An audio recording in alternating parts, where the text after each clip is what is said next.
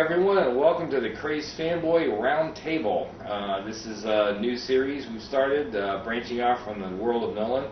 We're talking about a variety of fan-related topics on movies, comics, television, music, etc. And today we're going to talk about comics and how we got into comics fandom from childhood on. What were our influences, our favorite artists and titles.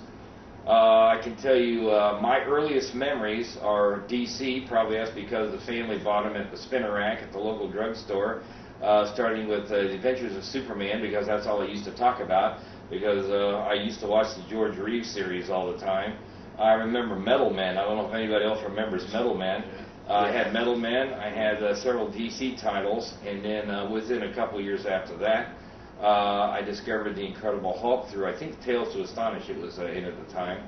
And those were and remain my favorite superhero type comics ever. I dabbled in others like science fiction, Gold Key, Turok, even Archie and Little Lot or whatever, in grade school, Lulu, whatever. I probably dabbled in everything at one time or another, but I always came back to the superhero comics. And the artists, Kurt Swan, Jack Kirby, the Kings were forever influential to me. Marie Severin, John Severin, and that's where I started, and that remains probably my most pivotal influence in the '60s. Chris? I mean, I was more of a Marvel fan from the beginning. From the very beginning. I mean, I liked Superman and Batman, but I was more gravitated towards the Marvel universe with Spider-Man, Hulk. I kind of had a head start because my uncle had collected Spider-Man, Tales to Astonish, that included the Hulk and also Giant Man and Wasp Woman, and later on Submariner, and the Fantastic Four from the '60s. And he just had this comics laying around up in our attic. So when I was a kid in the '70s, I found those comics, went through them, just fell in love with Spider-Man and the Hulk, and started collecting them on my own in like the mid-'70s. And just, I had a few Batman and Superman, but then it seemed that I stopped collecting them, or just stopped, because my mom, well, pretty much my mom would buy me the comics, kind of similar, like on the spin rack, what you were saying, like in a drugstore.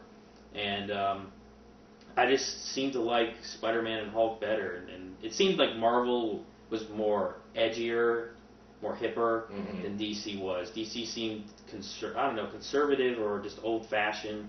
Then Marvel was the new guys in town. So.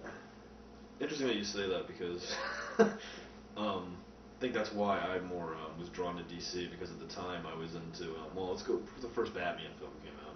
But before that, I did collect like G.I. Joe comics. I think Marvel put them out. Or Transformers. It was based on what I watched when I was little, and I collected comics. But I didn't get into superhero comics till like the first Batman came out. And then when the first Batman came out, and the whole period, and then Dick Tracy came out, and I was kind of like obsessing over 20s and 30s stuff. Just to clarify to our audience, he means the first Tim Burton Batman and the Dick Tracy with Warren Beatty. The movies, And so I think I was drawn to like DC because they still kind of stuck in that film noir, like you were saying, opposite of Marvel, to where they were like kind of, I guess, old-fashioned, but they were more about like related to horror stuff and film noir, detective, and gangster stuff, which I was really into at the time. So then I got into Batman. I also collected Ninja Turtles too for a long time. Anything I was in the movies that I liked, I would go collect the comics. So that's kind of what inspired me to go get a comic, because if I liked a movie, I had comics of it. And The Flash, because the TV series came out in the '90s, and I got The Flash. And so that's what I started. Yeah, well, that's similar to me with The Adventures of Superman, and I'm sure that's why they got me the Superman comics. But I think where we are with DC and Marvel was, at least back in the day, DC was basically, I guess, family-oriented and generally aimed at juveniles, with more of an emphasis on fantasy and timelessness, lighthearted fare. Marvel was attempting to be topical and identifying with a little older audience and teenagers, and talking with teen slang, and Stan Lee was the great pioneer there. And then they started kind of maturing. What was the first Spider-Man of black and white 80-page magazine thing? Whatever about that time that was was, I think, influenced by Warren Magazine's Creepy and Eerie, a very impressive, almost a predecessor to graphic novels, really, kind of a comic. Do we have our Creepy here? Is it here? Yeah. We have painted covers by some of the greatest artists of the day, and including Frazetta, and some interior work by Wally Wood and Frazetta and Neil Adams, and just a litany of great artists. A black and white interior, but with some of the great stories that really stood the test of time. And I was sorry to see it go, but it had a good run. About 20 years, something like that. Year and Creepy. 12 around what, 70 something to 81 or 82. But something you're missing about the Marvel and DC is that they came from different eras, obviously. But even though Marvel was around in the 40s, but DC's characters were always based on like the Shadow or serials, and that's sort of like pulp characters, kind of the Zorro old-fashioned. And Marvel were more based like on science fiction-y things, and so it wasn't so much that DC was lighthearted, but they were very much old-fashioned, Old West type characters. And Marvel also, like Nolan, you were saying, like there was more that it was like Spider-Man was a teenager. Right. He was a superhero teenager. Wasn't always like DC's were always like Batman. Those characters were always like based on hard-boiled detectives or hard-getting reporters. The old 30s style. In the classic 30 sense, right? But Marvel was trying to move it up to the 60s, and even their science fiction was your typical rip from today's headlines, like the Gamma bomb that made the Bruce Banner into the Hulk was a Cold War thing. The experiments into the desert, and Spider-Man bitten by the radioactive spider with, Stan Lee and Jack Kirby were into all of that.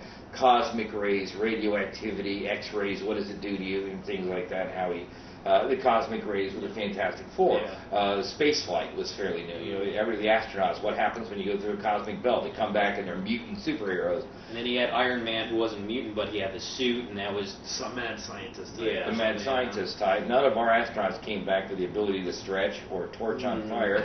Sad to say, that would have been cool actually to see him kind of fly around the cape like that. And we can't leave out like Tales from the Crypt because that spawned creepy and stuff. EC was, actually, that's true. That's a good point. EC Comics from the 50s. That is a little bit before my time even, but we all collected them after the fact, post facto. The reprints and they were the true, original bad boys. The true pioneers. Before the code started. Very dangerous, edgy science fiction and horror, especially the horror comics, was what inspired the Comics Code Authority that affected comics forever after that, basically.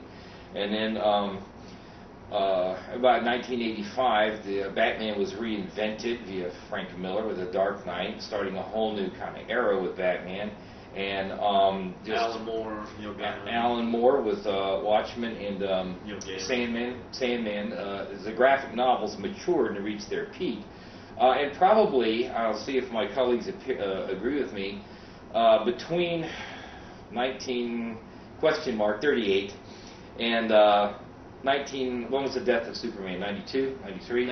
92, the death of Superman, which I regard personally as the death of comics. I think comics peaked as a mature art form just prior to that, in about the late 80s, with Dark Knight, Watchmen, as we talked about, Aardvark, Art Spiegelman's Mouse, even Cerebus, did I always say that? Cerebus? And and it hasn't been the same for me since. Now, if my colleagues still collect comics, what do you all collect? I stopped it in 1987. I went from. That's before I even did it. I went from age 2 to like 13, 14. I just didn't. The direction of the characters that I followed. I collected Star Wars for one. That ended. Which Marvel did a great job with representing the Star Wars universe and having the tales there, which between Empire Return is like the best series. Those are actually good ones. Yeah, and then that ended in '86. I also collected Indiana Jones. That kind of ended around '86, '87. What was the main reason? Just because the characters changed? Yeah, it's like the Hulk.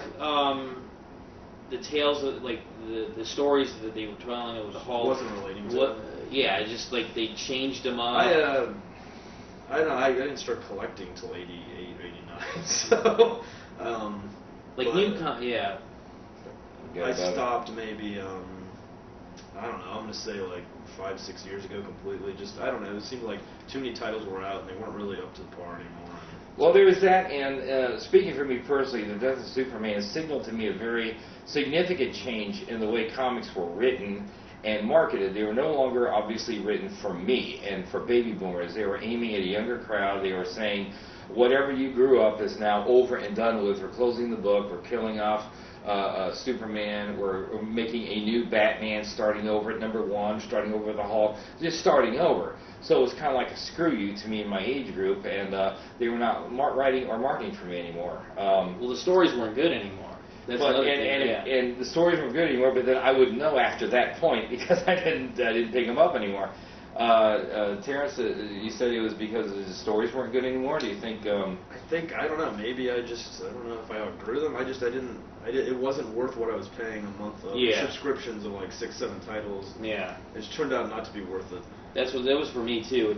I'll get collections like Hellboy. I've been getting those collections, and I'll get like collections of stuff. But as far as collecting individual issues anymore.